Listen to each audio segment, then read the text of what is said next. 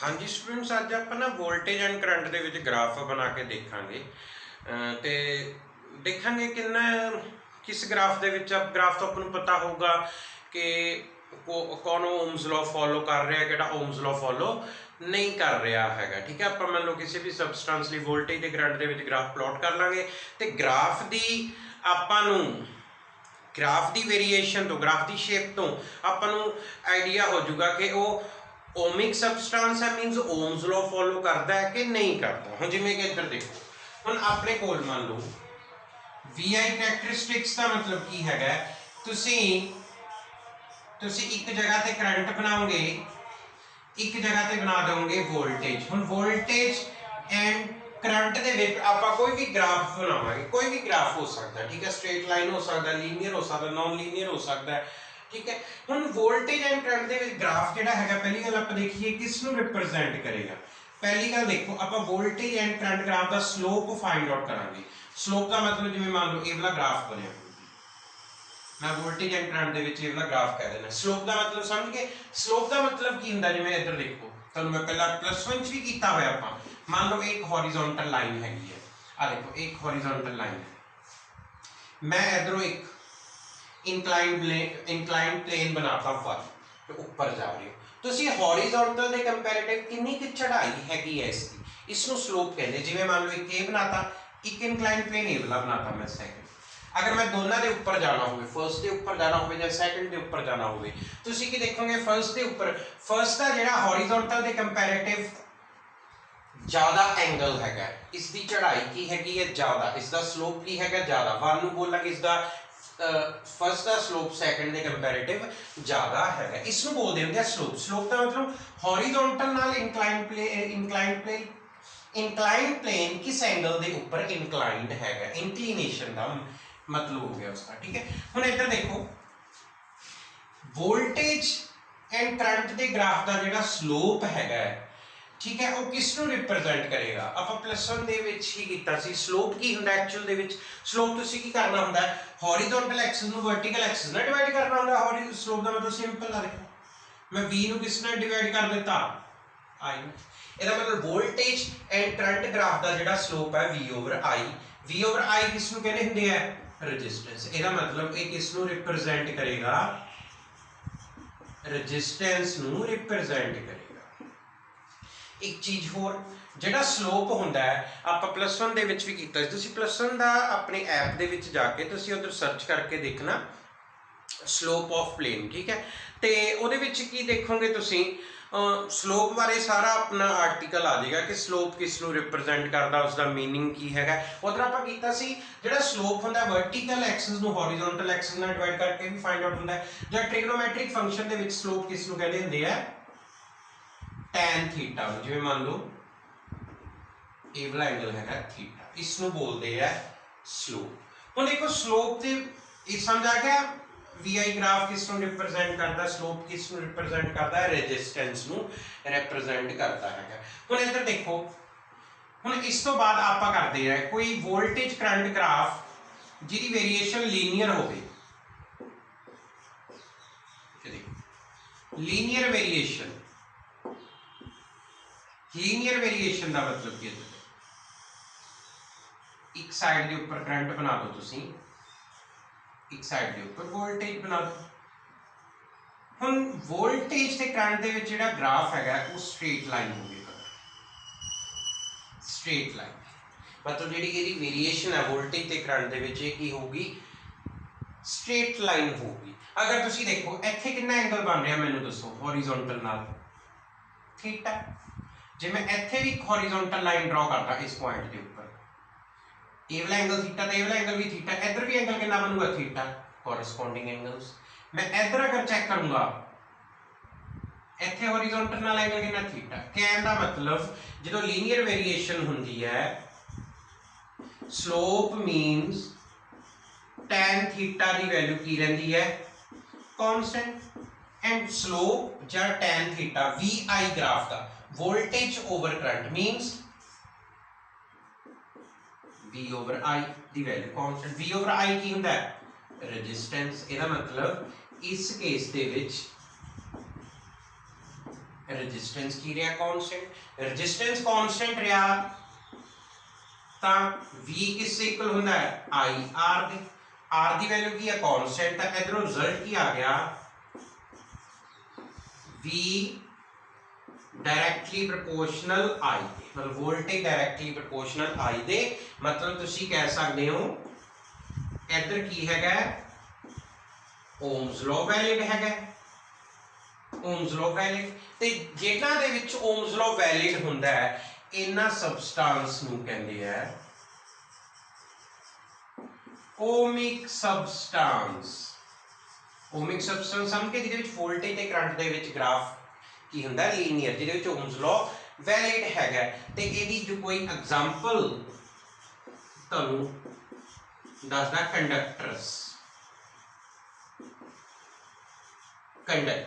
जिहड़े कंडक्टर्स हुंदे आ उन्हां विच वोल्टेज ते करंट दे ग्राफ जिहड़ा लीनियर है उन्हां नूं आपां ओमिक सबस्टांस बोल सकते हैं। हुण अगर आपां देखिए ग्राफ नॉन लीनियर होवे नॉन लीनियर वेरिएशन इधर देखो आपा बना रहे हैं I आपा बना रहे हैं वोल्टेज मैं ग्राफ इस तरह का बना देना है। हुण अगर तुसी देखोगे इत्थे जिहड़ा स्लोप है मीनस जिहड़ी ग्राफ की चढ़ाई हैगी ऊपर कांस्टेंट जा रही है ये स्लोप इस तरह नहीं होया इत्थे देखो इस पॉइंट ते चढ़ाई इस तरह इस पॉइंट ते थोड़ी जी चढ़ाई ज़्यादा होगी इस पॉइंट ते होर ज़्यादा होगी इत्थे देखो इत्थे इस तरह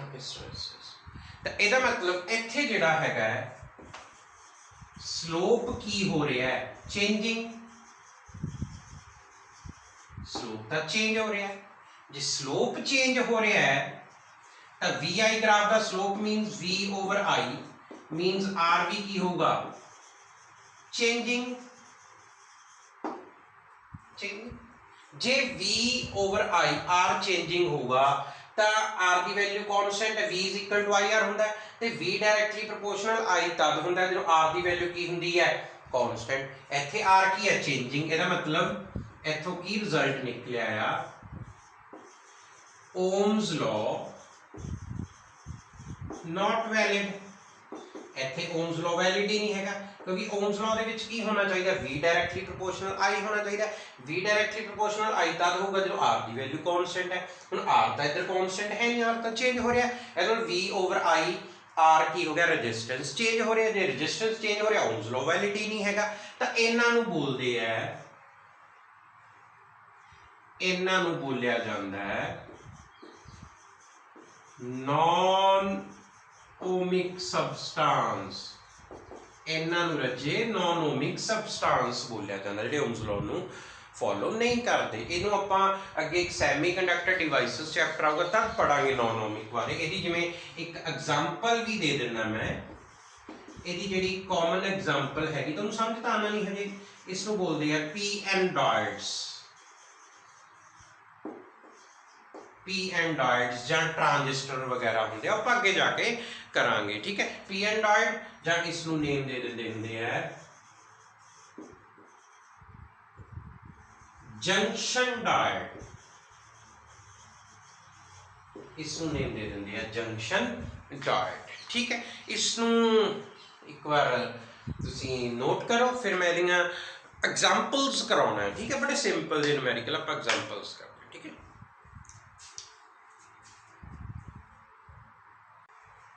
हम देखो इहदे आपां कुछ एग्जांपल्स करते हैं जिवें पहली एग्जांपल हैगी है कोई भी कंडक्टर सीगा ठीक है कंडक्टर दे विच वोल्टेज एंड करंट दे विच जिहड़ा ग्राफ बनाया गया एट डिफरेंट टैंपरेचर सपोज एक बार टैंपरेचर ए रखा गया एक बार टैंपरेचर बी रखा एक बार ग्राफ ए वाला आ गया एक बार ग्राफ ए आ गया पहली गल दोनों केस ग्राफ की आ रहा है इत्थे भी बी का ग्राफ की है स्ट्रेट लाइन स्लोप कांस्टेंट ए का ग्राफ स्लोप कांस्टेंट इसदा मतलब एक कंडक्टर है ओमिक सबस्टांस हैगा हुण इन्हां ने पहला पूछा कहंदे आर ए ते आर बी दी रेशो पता करो पहली गल तुसी ये चेक कर लो इत्थे वर्टिकल ओवर हॉरिजॉन्टल वर्टिकल की है V हॉरिजॉन्टल I ये किस ਨੂੰ रिप्रेजेंट करेगा पक्का रेजिस्टेंस ਨੂੰ ਆਪਾਂ ਨੇ ਕੀਤਾ ਤੇ vi ग्राफ ਦਾ इधर ਆਪਾਂ स्लोप फाइंड आउट ਕਰਾਂਗੇ स्लोप मींस ਆਪਾਂ ਨੂੰ ਕੀ कैलकुलेट करना पैना है tan थीटा ਹੁਣ पहला पार्ट ਆਪਾਂ कैलकुलेट करना चाहते हैं ra over rb ਹੁਣ देखो रेजिस्टेंस किस इक्वल है tan थीटा ਦੇ ਇਹਦਾ मतलब a the resistance upon b the resistance ਤਾਂ ਇਹ किस ਦੇ इक्वल आ जाऊ tan 60 degree over tan 45 degree tan 60 degree कितना होता है √3 ठीक है tan 60 √3 tan 45 1 तो इन्हां दी रेशियो आ गई √3 आ गई ये भी पता चल गया हुण सेकंड पार्ट हुण तुहानूं पता है एक ही हैगा एक कंडक्टर कंडक्टर दे विच तुहानूं पता है रेजिस्टेंस जिहड़ा हैगा ये डायरैक्टली प्रोपोर्शनल आ जाता टेंपरेचर दे ਇਹਦਾ मतलब जे रेजिस्टेंस ज़्यादा तो टेंपरेचर भी ज़्यादा होएगा हाई रेजिस्टेंस हाई टेंपरेचर पे आएगा हुण इधर देखो आर ए की हैगा greater than R B R A की वैल्यू आर बी नो ज़्यादा होगा स्लोप ज़्यादा है आप कैलकुलेट भी कर लिया हमने √3 टाइम्स ज़्यादा तो ਇਹਦਾ मतलब टी ए टेंपरेचर ही होगा टी बी ए एक न्यूमेरिकल सी का ਹੁਣ इधर देखो फिर ਆਪਾਂ ਨੂੰ ਗ੍ਰਾਫ ਦੇਤਾ ਕਰੰਟ ਤੇ ਵੋਲਟੇਜ ਦੇ ਵਿੱਚ ਤੇ ਇਹਨਾਂ ਨੇ ਆਰ ਕੈਲਕੂਲੇਟ ਕਰਨ ਨੂੰ ਹੁਣ इधर देखो पहली गल इतने वर्टिकल ते की है v over i v over i किस नु रिप्रेजेंट करेगा r किससे इधर में v over i vertical over horizontal v over i किससे इक्वल आ गया r दे ते वर्टिकल ओवर हॉरिजॉन्टल नु ਜਦੋਂ ਆਪਾਂ कैलकुलेट करते हैं ਇਹਨੂੰ ਕਹਿੰਦੇ ਹੁੰਦੇ tan थीटा ਇਹਦਾ मतलब अगर ਆਪਾਂ ਇੱਥੇ ਰੈਜ਼ਿਸਟੈਂਸ कैलकुलेट करना ਆਪਾਂ ਨੂੰ tan थीटा ਬਣਾਉਣਾ ਪਊ ਤਾਂ ਆਪਾਂ ਡਾਇਗਰਾਮ ਕੰਪਲੀਟ ਕਰ ਦਿਆਂਗੇ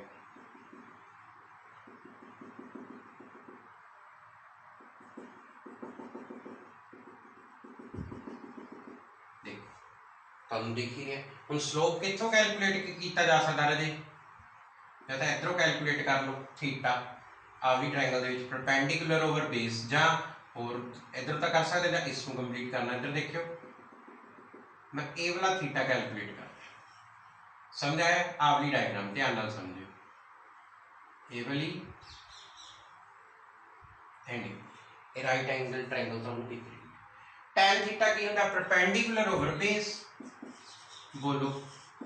इस triangle they which perpendicular A वाला होगा बोलो परपेंडिकुलर कितना होएगा 20 - 10 perpendicular over base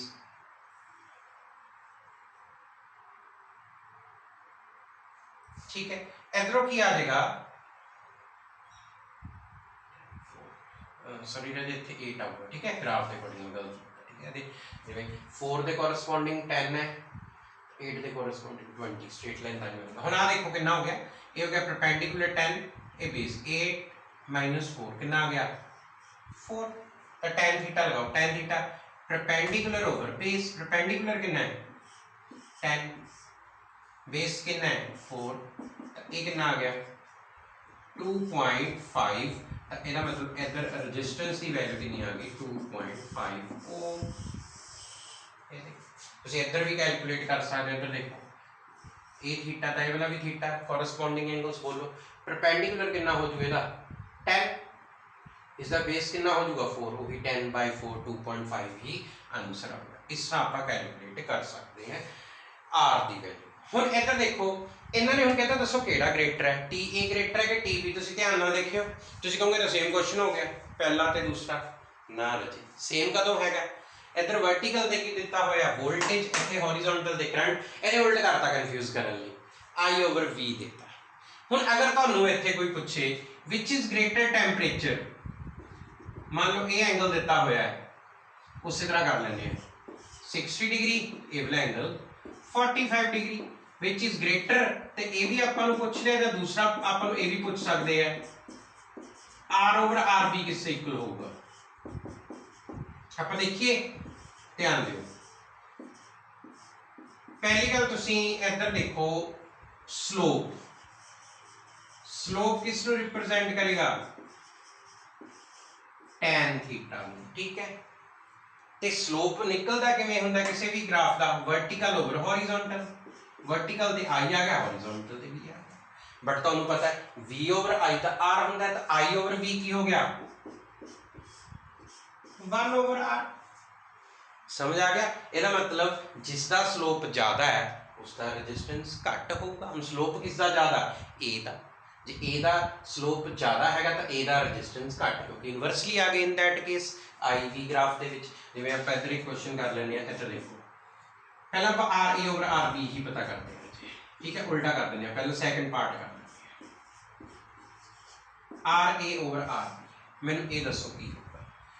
r inversely proportional tan theta ਦੀ ਹੈ। ਇਹਦਾ ਮਤਲਬ ਜਿਸ ਦਾ ਐਂਗਲ ਹੈ ਰੈਜ਼ਿਸਟੈਂਸ ਤੋਂ ਉਲਟ ਲਿਖਣਾ। अगर r a लिखांगे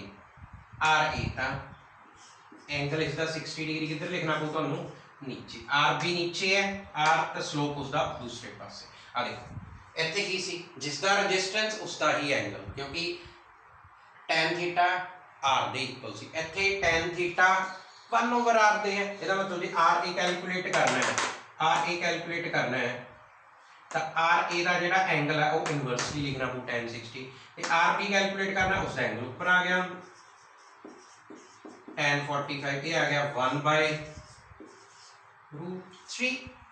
ਹੁਣ ਤੁਹਾਨੂੰ ਪਤਾ ਹੀ ਹੈ ਜਿਹੜਾ ਰੈਜ਼ਿਸਟੈਂਸ ਹੁੰਦਾ ਹੈ, ਇਹ ਤਾਂ ਤੁਹਾਨੂੰ ਪਤਾ ਹੀ ਹੈ, ਰੈਜ਼ਿਸਟੈਂਸ ਦਾ ਤਾਂ ਟੈਂਪਰੇਚਰ ਨਾਲ ਰਿਲੇਸ਼ਨ ਪਤਾ ਹੀ ਹੈ। ਜਿੰਨਾ ਰੈਜ਼ਿਸਟੈਂਸ ਜ਼ਿਆਦਾ ਟੈਂਪਰੇਚਰ, ਉਹ ਕਿਹੜਾ ਗ੍ਰਾਫ ਤੇ ਡਿਪੈਂਡ ਕਰਨਾ, ਰੈਜ਼ਿਸਟੈਂਸ ਦਾ ਤਾਂ ਸਿੱਧਾ ਹੀ ਹੈ। ਹੁਣ ਦੱਸੋ ਮੈਨੂੰ ਕੌਣ ਜ਼ਿਆਦਾ ਹੈਗਾ, ਦੇਖ ਕੇ ਦੱਸੋ। r b greater than ਕੀ ਹੈ r a। ਆ ਦੇਖੋ r b the value r a ਤੋਂ ਜ਼ਿਆਦਾ ਹੈਗੀ ਹੈ, r b √3 ਹੈ, r a ਤਾਂ 1 ਹੀ ਨਿਕਲ ਰਿਹਾ ਹੈ। ਤਾਂ r b greater, ਇਹਦਾ ਮਤਲਬ t b greater than t a। ਇਹ ਤਿੰਨ ਕੁਐਸਚਨ ਸੀਗੇ, ਤਿੰਨ ਮੋਰ ਦੈਨ ਸਫੀਸ਼ੀਐਂਟ ਹੈਗੇ। ਤਿੰਨਾਂ ਵਿੱਚ ਜਿੰਨੀਆਂ ਵੀ ਪੋਸੀਬਿਲਿਟੀਜ਼ ਹੈਗੀਆਂ ਸਾਰੀਆਂ ਆਪਾਂ ਕਰ ਲਈਆਂ। ਇਸ ਨੂੰ ਇੱਕ ਵਾਰ ਨੋਟ ਕਰ ਲਓ ਜੀ, ਇਹ ਵਧੀਆ ਕੁਐਸਚਨ ਸੀ। ਟੈਂਪਰੇਚਰ ਕੋਐਫੀਸ਼ੀਐਂਟ ਆਫ ਰੈਜ਼ਿਸਟੈਂਸ ਵੀ ਕਰ ਲਿਆ ਆਪਾਂ, ਉਸਦੇ ਨਿਊਮੈਰੀਕਲ ਵੀ ਕਰ ਚੁੱਕੇ ਹਾਂ ਨਾ, ਤੇ ਫਿਰ ਆਪਾਂ VI ਕਰੈਕਟਰਿਸਟਿਕਸ ਵੀ ਕਰ ਲਏ, ਬੜੇ ਇੰਪੋਰਟੈਂਟ ਹੈਗੇ ਆ। ਵਧੀਆ ਕੁਐਸਚਨ ਬਣਦਾ ਇਹਦੇ ਵਿੱਚੋਂ, ਇਸ ਨੂੰ ਨੋਟ ਕਰੋ।